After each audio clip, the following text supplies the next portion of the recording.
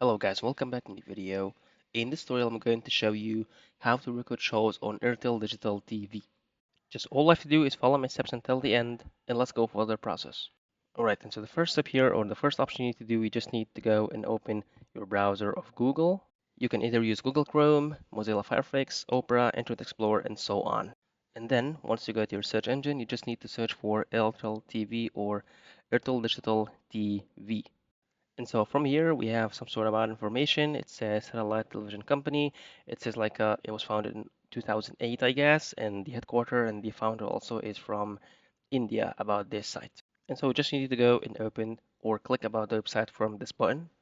You just need to wait a few seconds and then you can see the interface over here. And so from here we have the options, prices, offers, and plans, and so on. All right. And so whenever you just come to this page over here, as you can see, you need to log in with your existing account or you just need to create a new one. In my case, there is need to create a new one. I'm just showing you the tutorial over here.